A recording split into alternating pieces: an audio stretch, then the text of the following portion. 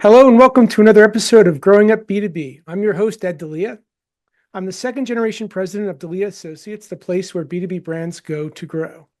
Today's guest has not built just one, but 8 businesses with his wife, Tabitha, exiting 4 along the way and continuing to serve a highly focused niche with clarity and purpose. He's David Forster, and he's the founder and COO of Defined Frameworks, a company that provides fractional COO and operations consulting services to home service business owners, especially those scaling past 2 million to 5 million in revenue. With over 20 years of experience building, systematizing, and exiting companies, David is the go-to expert for leaders who want to escape operational chaos and build a business that works for them. He and Tabitha have created a powerful model for growing a family-run business while staying grounded in what matters most: family, clarity, and legacy. David, thanks so much for being here. It's great to have you on the show. Yeah, thanks for having me. Awesome. So let's just jump in. Let's start at the beginning. Yeah. What inspired you and Tabitha to start your first business together, and how did that journey lead to the creation of Defined Frameworks? I know that's a big question, so break that down any way you wish. There's a whole lot of detail in between there. Yeah, the first business that we started together was my third. So we've done 8 together, but I wouldn't necessarily measure too much on the ones I did before that because of like in my teen years and the doing landscape work around with neighbors and stuff like that turned into a little bit more and whatever. I was a solopreneur on that stuff. But when we started the first one together, she likes to say she's my anchor and I'm the kite. She used to feel bad about saying that, but man, we need it. It was a pressure point for her. Like it was just this, she's not a risk taker, none of that stuff. And I was like, hey, we're just getting married. We literally launched that business 3 weeks before our wedding. So wow. I'm a genius, right? No, she helped me sign on some paperwork for a truck and stuff like that. So even with her maiden name, she's co-signing on stuff. And I'm like, hey, let's go. Let's rock and roll. She trusted me and loved me from day one, at least. So I had that going for me. But that's where it started. We started a landscape business. Just to squeeze this into a tighter story for you, we built that one for about 4 years. And then I woke up one day in the middle of the winter when we were hoping for snow, but we weren't getting any. And I woke up and I had a dream that I was supposed to sell the business. And I was like, what does that even look like? So I went to her and I said, hey, a couple of days ago, this is what I had a dream of, blah, blah. And she said, oh, thank God. And I was like, what is that supposed to mean? Oh. And she said, I've been miserable. I've been praying about this and wow. I just didn't know how to bring it up. So I just told God he was going to have to tell you. So apparently she sent God to give me a dream. So we sold that business. There's a longer story that we won't go into, but was the best thing we ever did for our marriage. And that brought us closer together, more unity, more trust. The fact that I was willing to take that step meant a lot to her.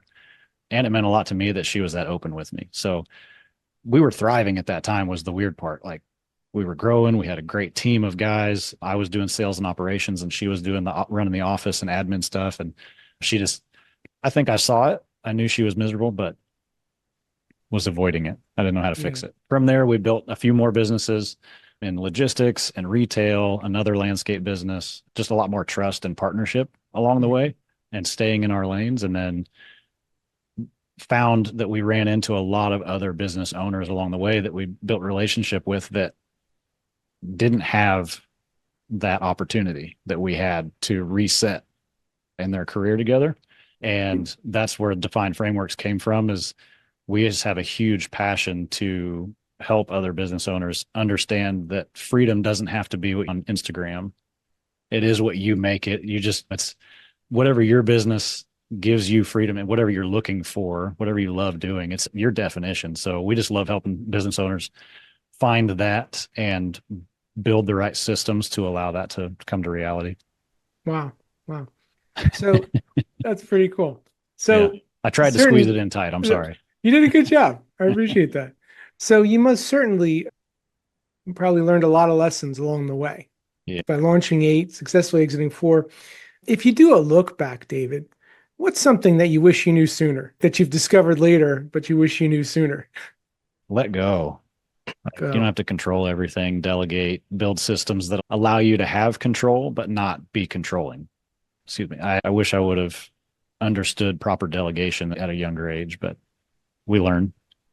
Why? We see that a lot, especially in the family business, this idea of letting go, especially letting go to maybe some non-family members sometimes, because there's obviously a sometimes a trust factor that's a little different.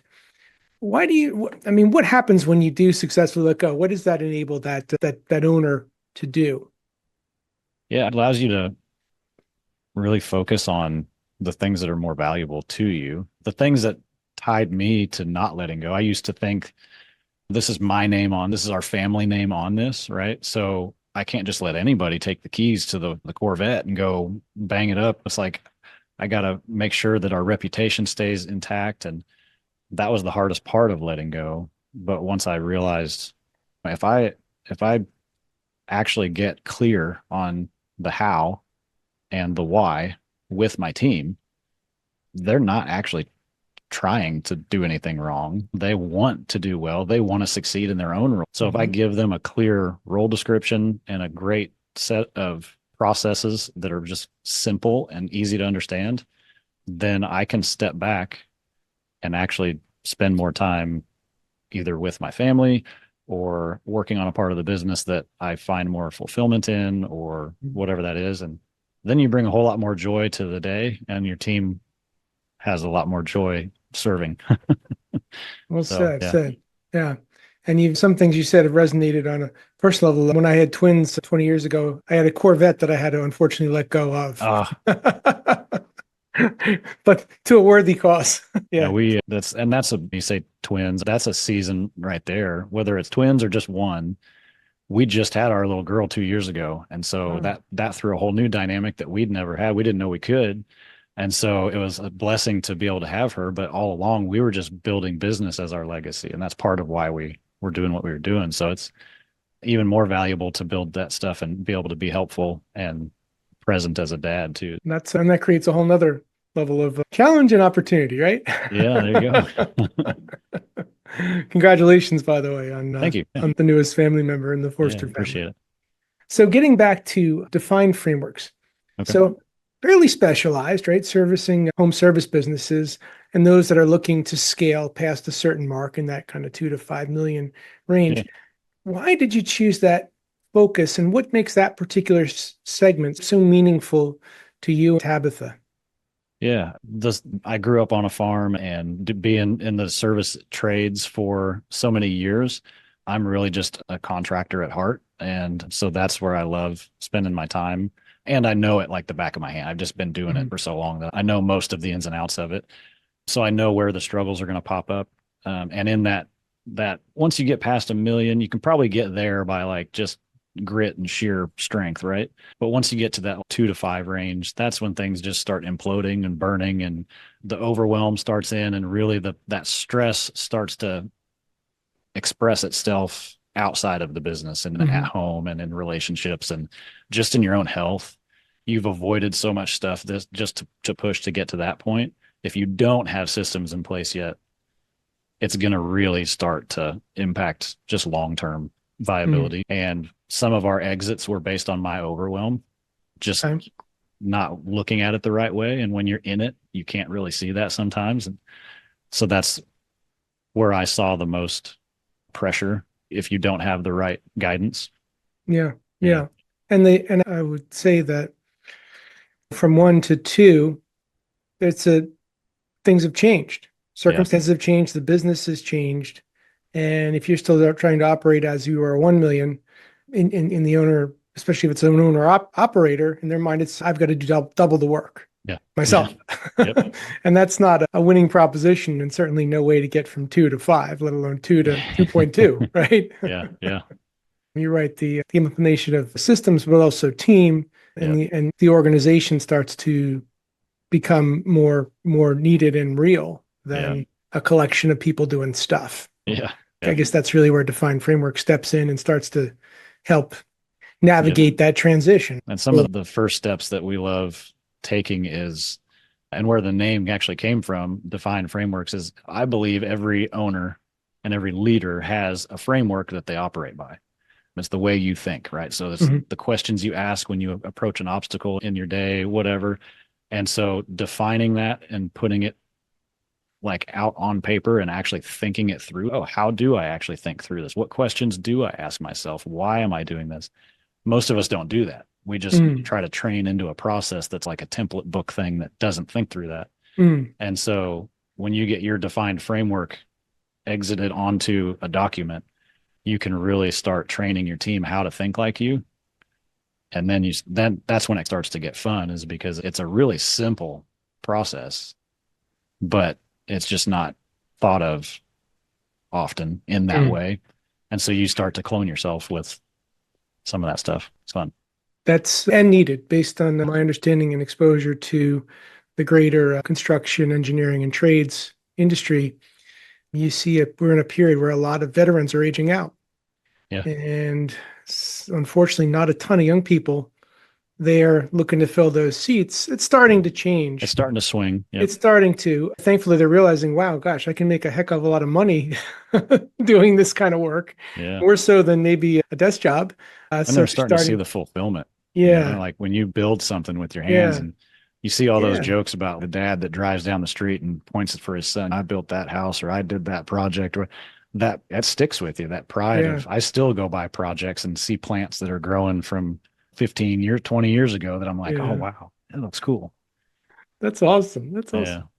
So you started to talk a little bit about getting back to you and Tabitha and that dynamic. It's sometimes tricky in a family and husband-wife team. That's a family business, but to define roles. And you even mentioned in your intake, one of the biggest challenges was clarifying who sits in what seat. Yeah. How did you work through that? Was that fairly organic, or did you actually formally sit down and say, here's what I'm going to do, here's what I think you're best suited to do, Tabitha, or vice versa? How did that work? Yeah. I'd say we started out organic, but that Mhm. kind of turned into a nice organic pile of compost. And just trying to let it happen. We'll figure it out along the way. And the mistake we made was thinking that we thought the same. We're obviously two different people and we balance each other very well. So we think completely opposite a lot of times. So thinking that I would let the team know that she has authority and that would be enough, like for them to understand who they go to what for. And Mhm. it was not. And so that's where it got messy for us, was they would come to her for a question and we talk enough that she would think that she had the right answer. And so she would try to help just to keep the weight off my shoulders of another question. And it would be probably like the exact opposite of what I probably would have said. And she just didn't have the experience in that area to give the Mhm. right, but she was trying so hard just to be helpful, and Mhm. vice versa. I would think, I'll just give this answer real quick. I can figure anything out. And I would give an answer about something that was admin related. And it just got really messy. So we sat down and we said, okay, we really need to clarify to the team and to everybody, who do you go to what for? We're both owners and we're 50-50 owners in the business. So we both have authority, but one of us had to take the ultimate decision-making spot as the CEO of the business. And then departmentally, how did that split out to, okay, who do you go to about payroll and hours and HR stuff and admin turning in papers? I don't want to deal with that. I was dealing with all this stuff, right? So go to her. And then on the day to day, like, how do I do something for this customer or that kind of thing? Hey, bring that to David. And it really helped when we got that clear. We sat down and made it clear and wrote it down, just like with our operating agreement. Just, we're married, we love each other, we're not going anywhere, we're not going to fire each other, but we still put it on paper just so that it was thought through from a more intentional person, so Mhm. that when you get in the messy parts, you have something to point back at and you're not making emotional decisions. Okay, so for all those husband-wife teams out there listening, just Yeah. remember, think it through, write it down, and let the team know. Because a Yep. lot of times that doesn't happen, David. Yeah. No, I know it. And we went so many years without it, that operating on both sides of it, seeing the value of just, when there's no high emotions, when there's no trouble, there's no obstacle, there's no struggle that you're trying to fight through and figure out, just sit down and go, okay, if this was a perfect world, what does this look like? Let's structure this out. I like that.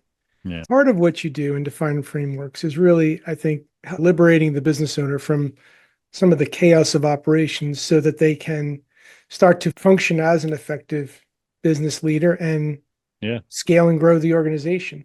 We were talking a little bit about one of the challenges of teaching them to learn to let go and to enable the Yeah. team. What are some of the other, or maybe another bottleneck that you see oftentimes that you have to help them work through? Something that kind of is constricting that forward growth. Slowing down. to actually put this stuff in place. Okay. I think a lot of owners, especially in the trades, you started out as a technician that was really good, right? And so you knew how to problem solve. You were pretty good with customers, right? And that's so you thought, I'm going to go do my own thing. And Michael Gerber and the E-Myth would maybe call it an entrepreneurial seizure. A technician had an entrepreneurial seizure. Boom, there's a business. And like, oh no, you get into the management side of it and it's now what? But I think on the other side of it too, the entrepreneur is the true visionary and creative side that also doesn't like the management side and just has all these great ideas in the shower every day. So I think a lot of that happens because we're a great technician and we have that entrepreneurial spirit and that creativity to see a better way than the business maybe we were working in or working for. And both of those entities dislike the management side. Right? So that's slowing down. I want to get stuff done and I got a great idea to go build, but we got to slow down and build some structure around it for either one of those things to be long-term. And so that's, I think, where that struggle comes from is big vision and knowing how to do the tactical. And there's like that in between that just gets lost. And that's where we fill the gap is if you're familiar with EOS, I'm a visionary integrator, like pretty level on both. Oh, wow. Okay. So I can translate visionary into day-to-day process. And I actually really enjoy like building systems and making them efficient and the day-to-day stuff, which usually visionaries just want to pull their hair out. I have a blast helping visionaries translate their big vision into something that's practical. I was going to bring up some EOS vernacular. As I was listening to you talk about your role, Tabitha's role, it sounded a bit like a visionary to integrator, but I didn't want to be presumptuous. Yeah, that's exactly how she and I would operate. She's much more integrator than visionary. So I would take that seat, but we would really collaborate on like, how does the day-to-day have to happen? And she could really clean it up on the, like, she could take my integrator to the next level as far as like orderliness and make just the day-to-day operations of it. But the vision to build the systems, she didn't necessarily love. So that was fun to collaborate. And having the balance is incredibly valuable because most visionaries in the classic EOS sense make integrators crazy because they keep coming up with new stuff and integrators like, I'm still working on the old stuff from last week or last month and you're spinning up new ideas. So where are they going to go? That's pretty cool that you can bring some of that down to to an operational level, which is, I would say, probably bodes well for both your business relationship. And then let's talk for a moment about the personal relationship. So she's your business partner. She's also your spouse, right? How do the two of you balance that? It was definitely learned, especially in that first business, right? I was the guy sitting on the couch at 9 o'clock, 10 o'clock, still emailing customers and putting bids together and doing all that stuff. I thought we were sitting on the couch together. So that was good quality time, right? That was an early mistake. So that's where some of that miserable part came from is we got married and started the business at the same time.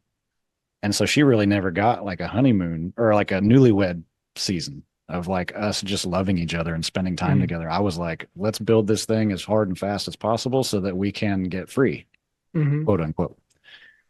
And so we learned from that. That was the first 3 or 4 years of our marriage. And once we stepped out of that and took a little bit of time to figure out the next steps, really just focused on communication.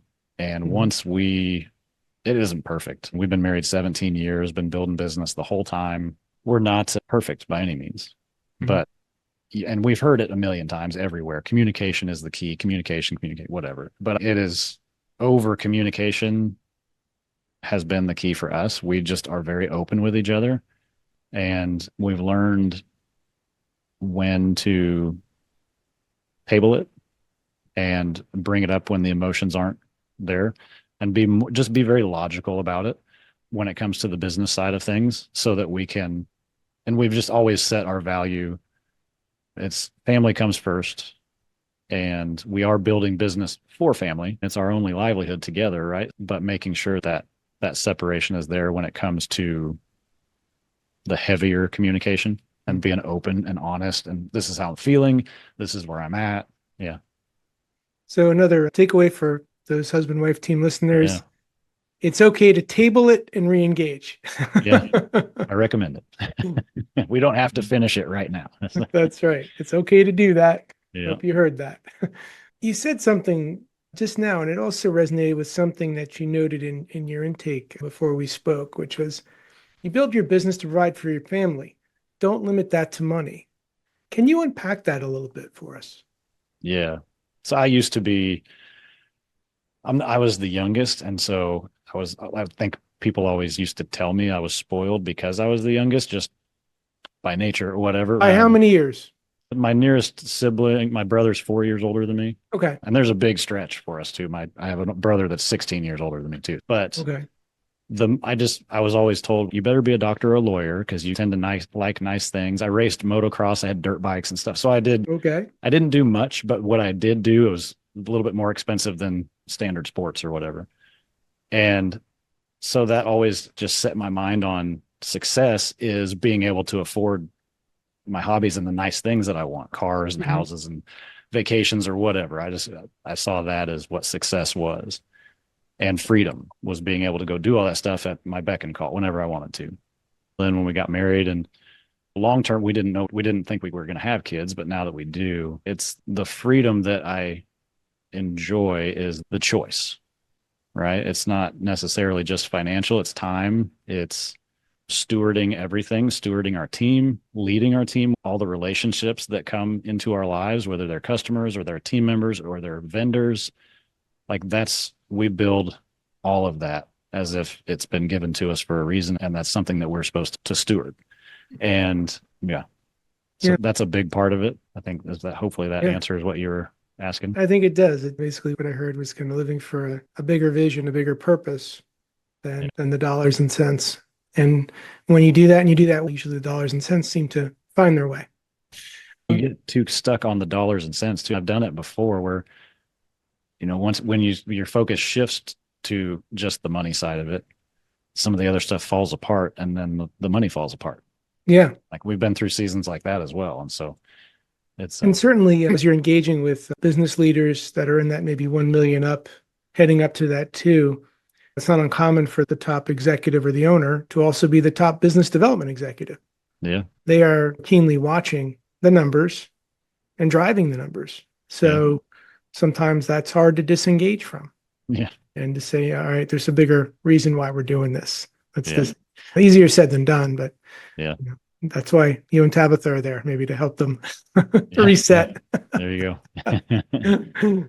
Speaking of a competitive space that you're in, the entities that are out there looking to help other businesses grow and scale, you've obviously defined something of a niche that you're playing in, but how do you differentiate the Defined Frameworks brand? How do you set yourself apart from others?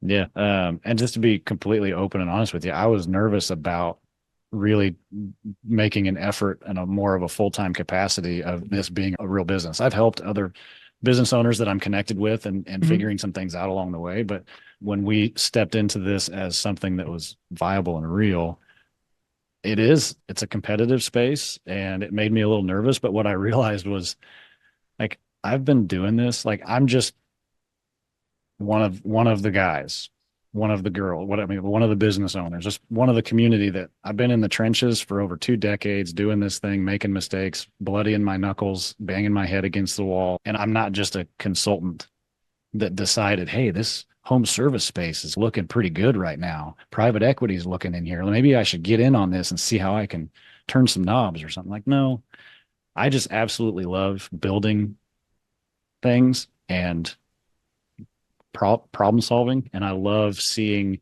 when that light bulb comes on and things click and things really start gaining momentum for somebody to start achieving what they always wanted to, but they started hitting that ceiling and thinking it maybe wasn't going to happen. Yeah. And I would think that in the niche that you've defined, having walked in those shoes gives you tremendous credibility. And I would even hazard to say that they won't let you through the door without that. Yeah. Wait a minute. You've never worked in my business. Get out of here. You've walked the walk. You've literally sat on their side of the table, walked their shoes, and can talk to them in maybe a different way than an outside consultant could. And I was even nervous about home services is pretty broad. There's plumbing and HVAC and Sure. roofing and landscaping. And even within landscaping, there's all the Oh, things that yeah. you could be doing, whether it's design build or hardscape or lawn care and mowing or what it is. And what I've found though is that there's a respect for being willing to put on the tool belt and get out Yeah. there. Yeah. And so even if I haven't been a plumber, I haven't owned a plumbing company, I understand the basics of plumbing, but I'm not coming in to teach you how to do your trade. I'm just Yeah. partnering to help get things organized and make things run smoothly. And so there's still that respect there that I've found among all of the trades, knowing that you at least cut your teeth on something real. For sure. Another question that came to mind because you were talking a little bit about building systems and processes and creating more of an organized organization for these entities as they look to grow and scale. AI, artificial intelligence, is becoming a larger part of how all industries and all companies operate. And I'm just curious, is AI showing up in your practice and the clients you're supporting at this point? Yeah. Yeah. And it better be, in my opinion. I was a little bit of a resistant to all that stuff in the beginning. And it's still very early. Obviously, there's still a lot of room to grow, and there's some frustration points with a lot of it. And there's a ton of now noise out there on all these different apps that do different things and which one should I use. But learning how to utilize each one to its best and then cross pollinate with the different abilities has been huge. And I was actually afraid of it for a little while, and was it going to replace me? Right? You can jump on Chat GPT and pop out an SOP in about 3.5 minutes if you know what prompt to put in there, and it's probably pretty decent. That still doesn't change the fact that you want to bang your head against a wall thinking about SOPs. Like that you still have to review the SOP and make sure it's right. And if you don't understand them, then you're just trusting GPT did it. And okay, hey, somebody go fulfill this SOP thing. But it's been a huge lever for us to be able to utilize it, not just as to sharpen our edge and competitive against it, but also to get a lot more done for our clients a lot faster. So what we can do in 30 days compared to what we would have had to do before, mostly on the production of just getting the documents together and how to make things tie together has been impressive. I'm having a lot of fun learning it. Yeah. I think we're in the same camp and I think are probably aligned in its use, where it's really where I see it as a hybrid. There still needs to be some human intervention, some human prompting, and some human refinement and judgment, let's say, but it can certainly be a great collaborator. Yeah, for sure. Yeah. Looking ahead for a moment, what's going on now for you and Tabitha that's exciting, either in the business, the industry? What's exciting you about the near term? Seeing the light bulbs come on. That's what's been really fun right now, is seeing when we talk through the simplicity of what we're building and seeing business owners that have been so overwhelmed thinking about, I know I need systems, but I don't have time. I don't have time to slow down. If you're not a systems person, you don't like thinking about it. It just seems like this huge, overwhelming task that has to happen, and it needs to, but you're just putting it off and hoping you never have to really, let's just get enough money coming in, I can pay somebody else to do it. And it's really just how you eat an elephant. It's just one bite at a time. There's some really simple steps you can take for your core stuff. And we really bottled that all down into just a very simple top 5 to 10 that we need to focus on. And then from there, it's really it's a living document. It's nothing to be afraid of. So seeing that pressure come off, and when that comes off, their ability to focus as the visionary and the leader that they need to be is like unleashed. And that's what they're supposed to be doing anyway. So that's been fun. Awesome. That's awesome. Last question. If one of our listeners wanted to learn more about you or the work that you and Tabitha are doing as part of Defined Frameworks, what's the best way for them to get in touch? Yeah, our website is dfscales.com, Defined Frameworks, DF. And then you can email me at df@dfscales.com. And other than that, Facebook and LinkedIn, look up David Forster. Should be pretty easy to find me on there, and happy to connect. And we can even schedule a strategy call if you want to see how easy a template is to put together. I'm happy to do even just like either a decision framework or build an SOP together real quick for something simple that you can put in place today and get rocking and rolling. Wow, that's awesome. Thank you. Yeah. David, thank you so much for joining us today and sharing your journey with you and Tabitha. Yeah. Certainly wish you the very best with the new little, not so new little one, young one now. Again, we've been speaking with David Forster, COO and founder of Defined Frameworks, a company helping home service business owners take control of their operations and scale with clarity. And I'm your host, Ed Delia. Thanks for tuning in to another episode of Growing Up B2B, and we'll see you next time. David, thank you again for being with us. Thanks for having me. Awesome. Thanks.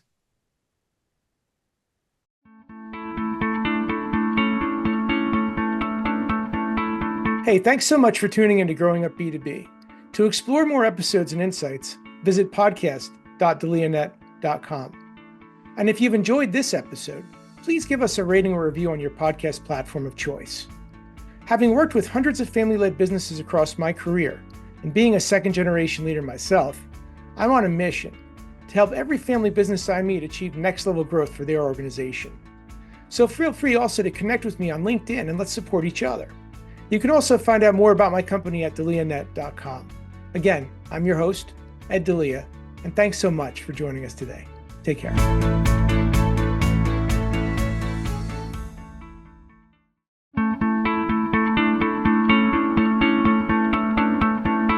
Hey, thanks so much for tuning in to Growing Up B2B. To explore more episodes and insights, visit podcast.delianet.com. And if you've enjoyed this episode, please give us a rating or review on your podcast platform of choice. Having worked with hundreds of family-led businesses across my career, and being a second-generation leader myself, I'm on a mission to help every family business I meet achieve next-level growth for their organization. So feel free also to connect with me on LinkedIn and let's support each other. You can also find out more about my company at delianet.com. Again, I'm your host, Ed Delia, and thanks so much for joining us today. Take care.